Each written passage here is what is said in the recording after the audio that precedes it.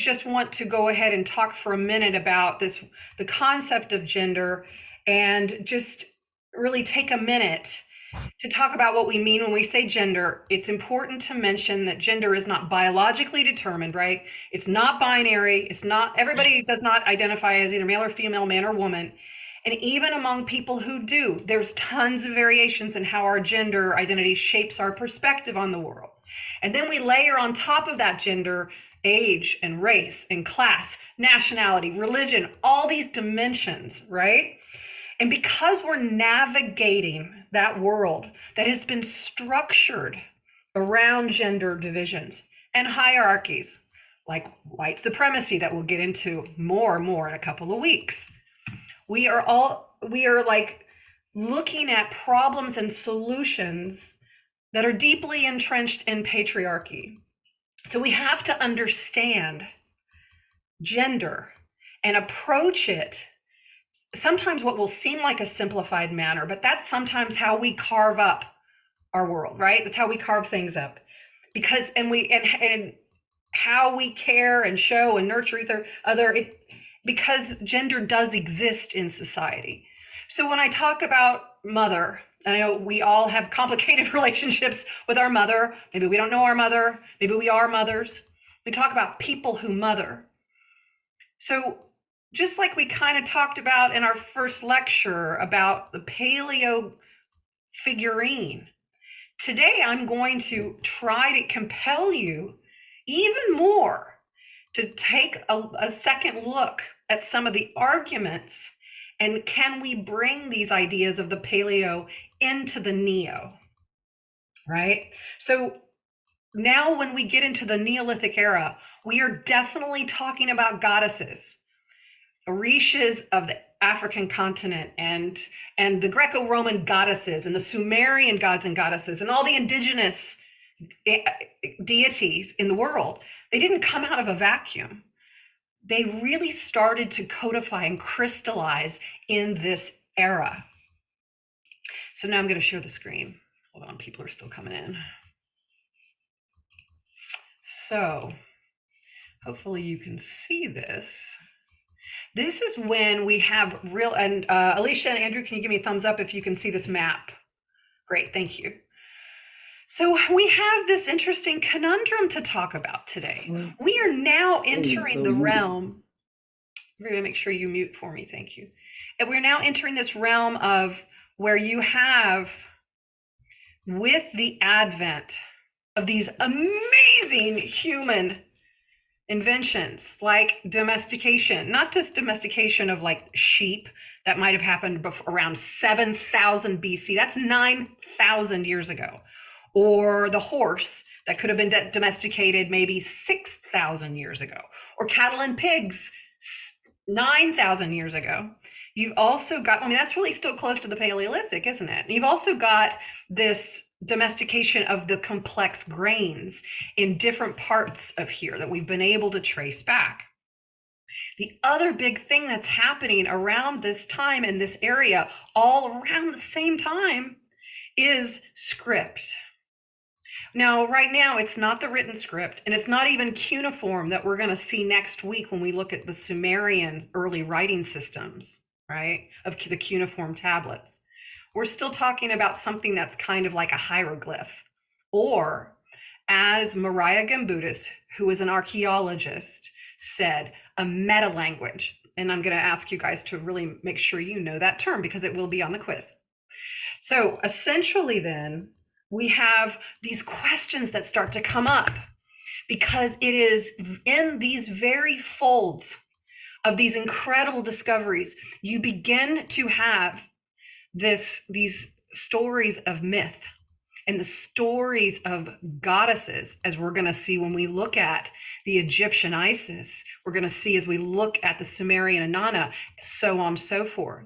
Because concurrently, and this is also really important, concurrently, you have the development of an agricultural cycle. That is, we're beginning to develop as a humanity relationships with the earth to care and nurture a seed. Is to also understand the cycle of growing food equals a mythical cycle. And in that mythical cycle, you have the emergence of the goddess at the center of the drama. So what I mean by that is, yes, let me back up, right? It gets really, really, really tricky because okay, I have to stop share because I have to see you. This begs this incredible wedge between what is fertility and what is procreation. Nowadays we don't think about God as in father. Yeah, we think God, the Father God, but we think that very much is a standardization, right? God the Father. We see that in Abrahamic religion, right? Very masculinized idea. Take it for granted. So how come we can't conceive of not a fertility goddess, but a God as in the mother instead of God the Father? Because when we're in the Neolithic here, from the Paleolithic to the Neolithic, there is no imagery, myth, evidence at all about sky gods. We are not there yet. What we have evidence of are goddesses. And I'm going to explain what I mean by that because, again, it's this huge conundrum. And I really would love to know your thoughts in a minute on this idea between a cultural matrix, and let me explain what that means. All of these, hold on. PowerPoint, yeah, I want to use that one. All of these during the Neolithic, like I was saying, all over, you've got all of these, animal husbandry and all of these grains and all of these things starting to come to fruition. And you start to also have these different different symbols and signs like the spiral and the meander and the chevron and the arrows, and they all mean something. Is everyone sharing the same written language at this time? We don't know. So what happens is Mariah Gimbutas really studied the Neolithic, right? What is that? That's like 8,000 BC to about 3,000 BC. And she kept finding all these things that were what she thought were connected. And I don't understand why it couldn't be connected. And what I mean by connection is called a cultural matrix. That means that there's a lot of similar things going on. Now, they're all probably different, maybe myths, right? The Egyptian myth of Isis and Osiris is different than the one of the Sumerian Inanna and Dumuzi, but there's similarities. And some of those similarities have to do with agriculture, have to do with the mythical wheel of the year, right? And we get into that even present day. So often, Christianity borrowed so much from this pagan element of agriculture. And see, you can see how that becomes like this very slippery slope when you start talking about agriculture, sliding back down into the ideas of fertility. So I'm really trying to ask you to put a different hat on in terms of seeing the breakout of the concept of goddess as the divine element of the universe. And where would this have come from? It would have come from not just this idea of agriculture making a relationship with the earth, but also because of this primal intimacy that has existed for all through humanity of the child and mother relationship. Everything that crystallizes in humanity is based on an observable site. Looking at the idea of how we dye eggs every spring, we know it's not just a child's game. We know it's not related to Christianity and the the resurrection of Jesus. We know it goes far, far back. It's the ritual of a rebirth. Again, getting close to that edge of what fertility is. But one of the things that we find in the Neolithic is a ton of bird imagery. And I'm going to show it to you. Bird imagery found all over the place. Of course, each culture, each community, each society, each group would have been like, yeah, spring is coming again. Yo, this is so awesome. Let's celebrate that with coloring some eggs. Why? What do? Birds fly. Birds go away and they come back. And the coolest thing of all is birds are twice born, right? The egg is laid and then the egg is hatched. What's really cool about this one specific place we're going to look at today is how death is dramatized as much as life. And death is also dramatized through the observation of the vulture. So if we look here, there's a place called Shattel. It looks like Cattle Hayuk, but it's pronounced Shattel Hayuk. And we're going to look at this as one of the first urban settlements. Sorry, why does it always do that where it won't? Okay. This is one of the coolest places on Earth, and it's now in modern day Turkey. Around probably 6,500 BC, still well into the Neolithic, there probably would have been about 15,000 people living together. 15,000 people. That's like the largest settlement ever found. And the evidence in here is going to blow your mind. Probably, so that's 9,000 years ago.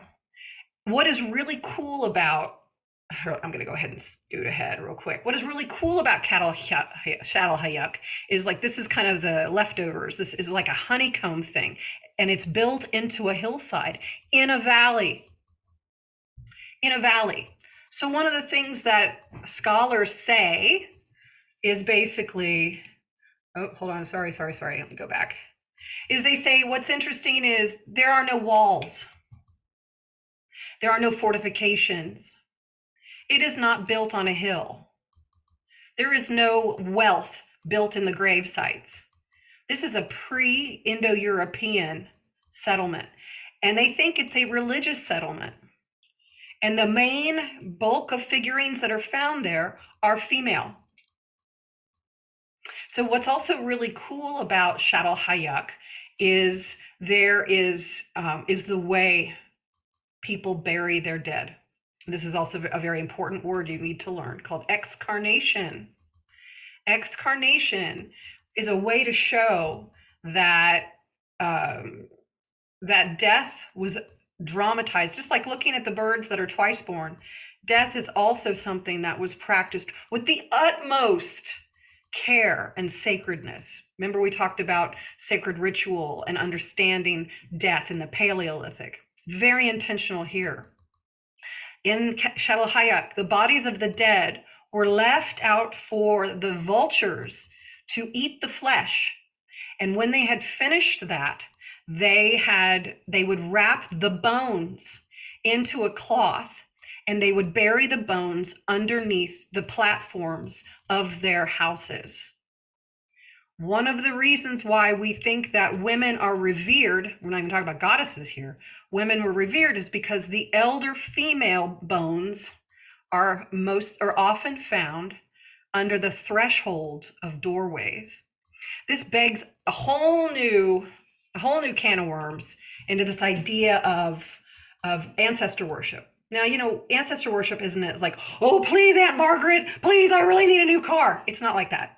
It is an honoring of those who came before us and believing that their energies somehow are still with us. So ancestor worship is a really cool thing, but this is a definite.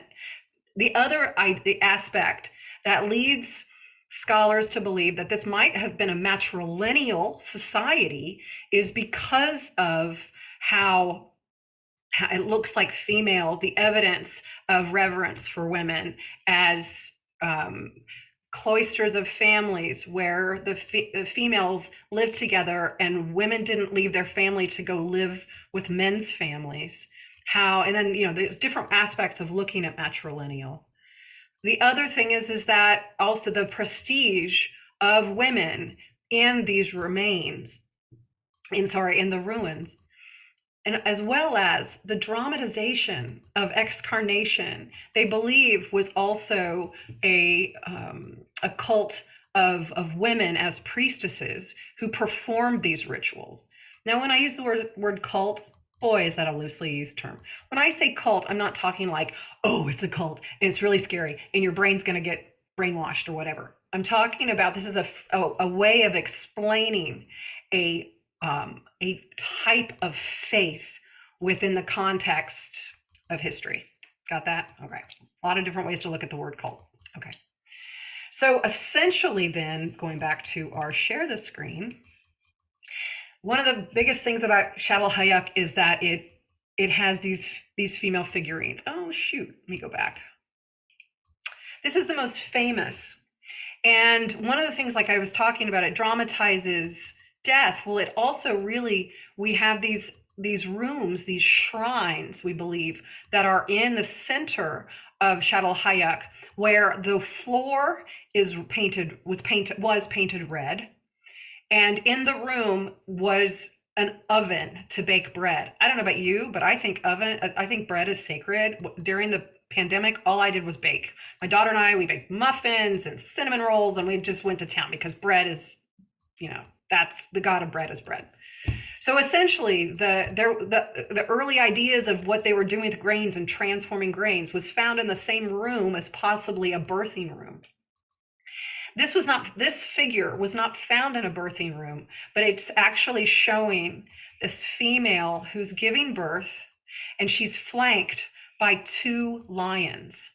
Now, this idea of flanking, you see everywhere in the ancient world. We're going to see it in Sumeria, Mesopotamia. We're going to see it we're just going to see it in all of these places. And again, it begs that question of how shared were these cultures? Did these cultures have their own cultural moment? Or are a lot of these cultures that we're about to come across, are they deriving their faith and their ideas of goddesses or whatever, and their ideas of the animals, all from Shadal Hayak? Was this like a huge cultural stuff? We don't have the answers to that. And what we try to do is we really try to have this understanding of each culture we look at having its own cultural moment. Do the lions of Kybal of Roman times, do the lions equal the same thing as Lion King and as well as Shadal Hayak? Who knows? If you were studying Carl Jung or Joseph Campbell, and you're looking at all this idea of archetypes, then the answer would be yes. And one of the things that Carl Jung says is nothing in the psyche is lost. So we really have this internalized psychic connection to all these animals.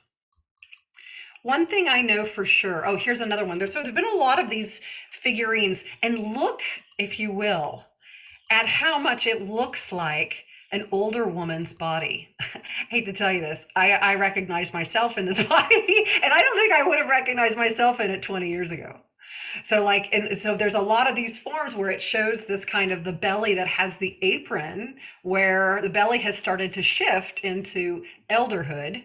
I wouldn't have noticed it before. I would have said, oh, she's big and embellished, or she's got plenty of the body fat to survive the cold winters. But now I'm like, wait a second, is that a god that looks like me? That's a question right there.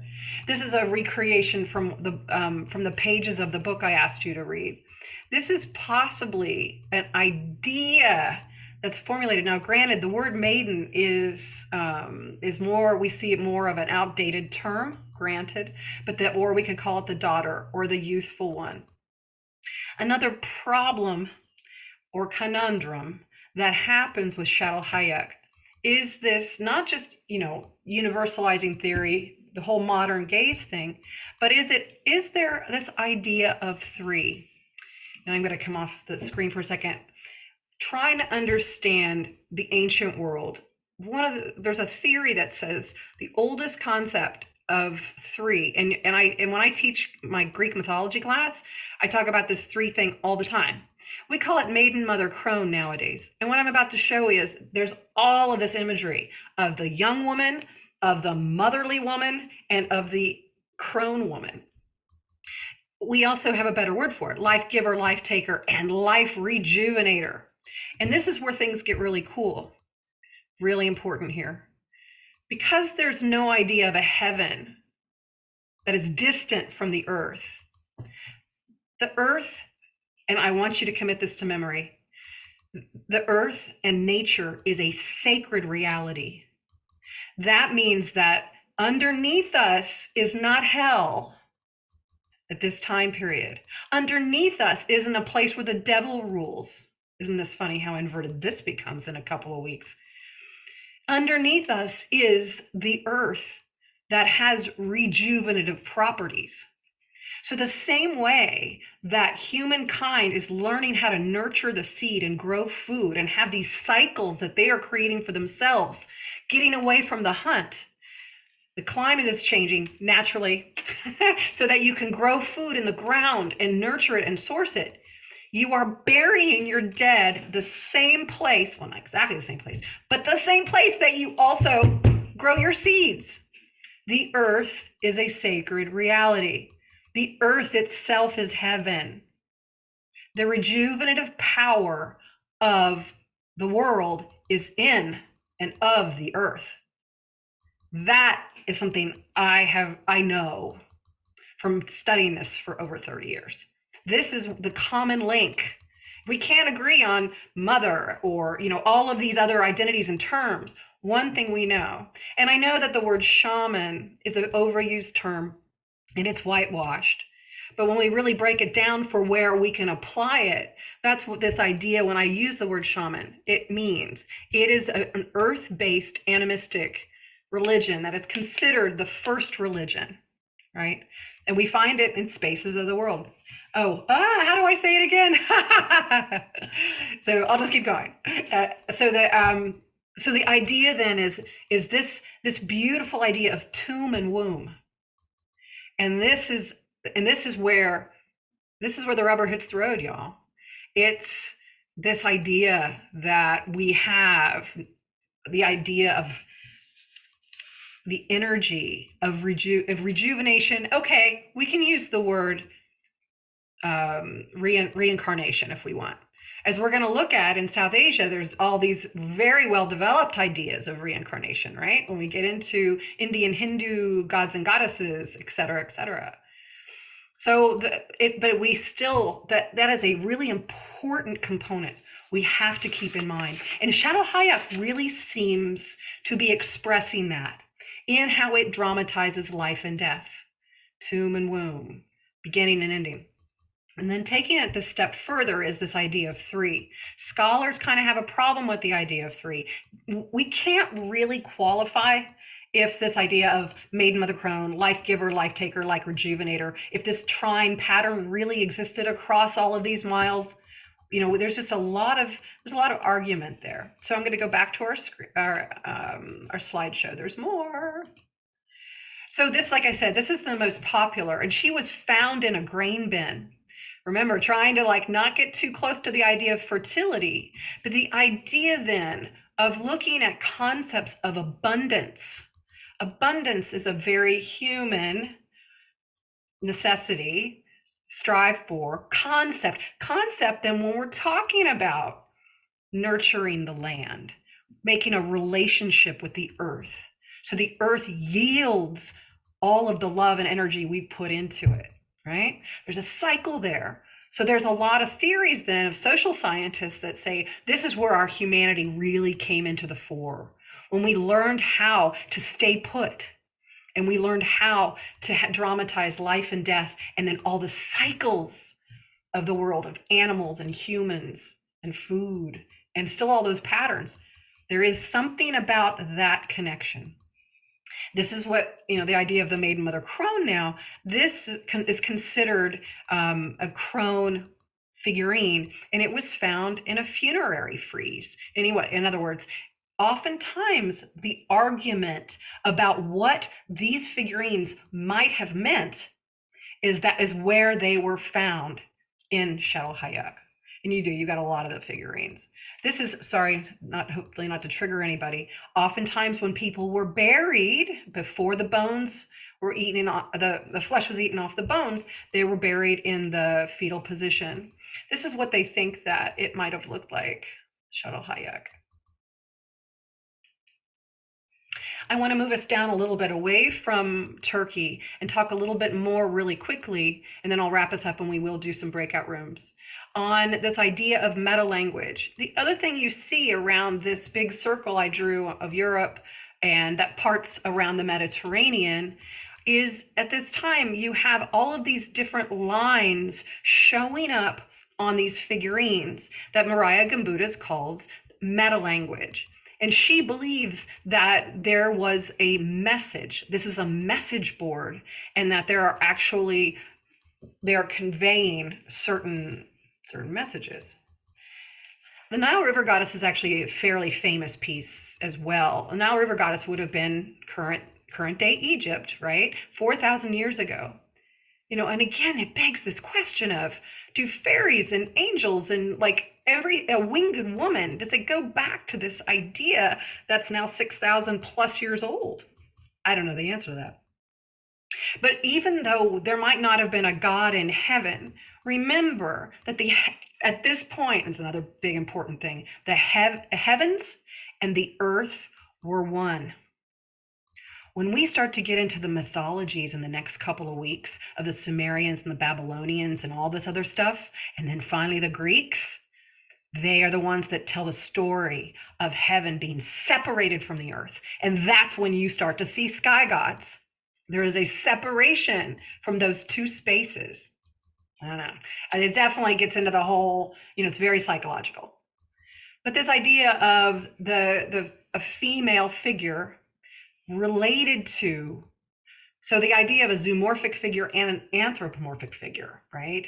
We're seeing a lot of that now.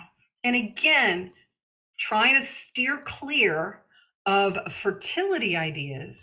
The idea of rebirth here, you can now see it if it's dramatized as something having to do with a matter of life and death, of a matter of this greater cycle, the greater picture of the sacred reality of nature renewing itself. And you can kind of see how these parts come together, telling a story, right? And so the reason why the buttocks are big here might be, I don't know if you all ever seen birds when they're getting ready to lay eggs, and how big and tufted their little butts are. Anyway, so this definitely could be an expression of a bird person before they have laid eggs. There are tons and tons of these bird female figurines found around this basin, even in parts of what will become early Greece. So there's your Nile goddess there. And we call them goddesses because, again, the idea of we are crystallizing. Pretty soon we're going to see these stories really come into fore of the power, the majesty, the spiritual sacredness of the female story who is in the center of all of it. There's no hero's journey. There's no linear line. This is all circular, right? It's all circular because of this relationship with the earth and the cycles of the earth. They're all connected. And the only reason I'm showing you these right now is just, again, begging the question of these ideas of the lion, right? You've got the idea of the lion. If you remember, we saw this female lion associated with female anatomy, right? And now this is Egyptian Sekhmet, who's a lion goddess. And there's a flanking. Okay, I'm going to stop there. I can keep going. I can just keep going. So the idea then is, if you were studying Jungian psychology, or you're studying something like Joseph Campbell, the mythologist, who in the 80s, he was so groovy because it's like comparative religion, we're all in this together.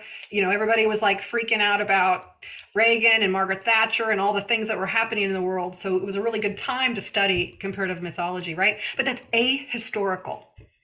And ahistorical means we can just kind of gather what we want and think, hey, archetype, it's been with us a long time. It doesn't necessarily serve the culture we're looking at.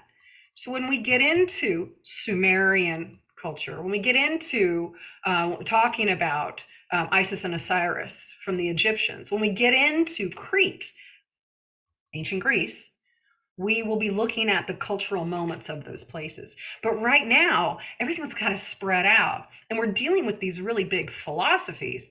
But I think those philosophies are really, really cool because, again, it shows this element of humanity coming together with how we made relationships with everything we had, relationships with nature, relationships with the patterns of the stars. So all of these things are starting to come together. The Neolithic is an incredible time, and it really was Gimbutas that gave this to us, because a lot of it's really easy to overlook and say, oh, that's when we started keeping cows. It's really easy to overlook this, because so much of what historians want to do is they want to start humanity right from the Babylonians or the Sumerians, when you have this tiny little writing on clay tablets. Or even better, people want to start humanity, the Greco-Roman world, which is all about, Western civilization, yada, yada, yada, because that's when everybody started writing down this, Greek writing, and that's how we have written literature and all these gods and goddesses. But unfortunately, what happens is we get stuck there. It's really hard to see. And I think one of the reasons it's hard to see it is because people who are very devoutly religious have a really hard time with this. People who believe, and I'm just going to look at, just from my own background, I'm from Oklahoma, by the way, they really have a hard time, if they believe that the world was created 6,000 years ago, they really have a hard time understanding how we can go back 40,000 years and have this incredible art.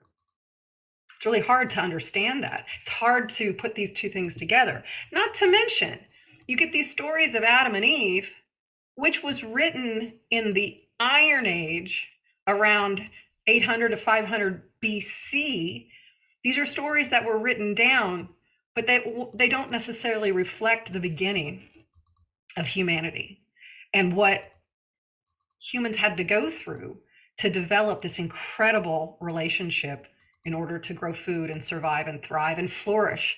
The other big thing about, and then I'll stop, about Çatalhöyük is, they found all this obsidian. They found all of these ways to start making jewelry and tools and pottery. So the vessels that are emerging at this time is just phenomenal. And what we're going to see next week is all that flourishing of art stops. And why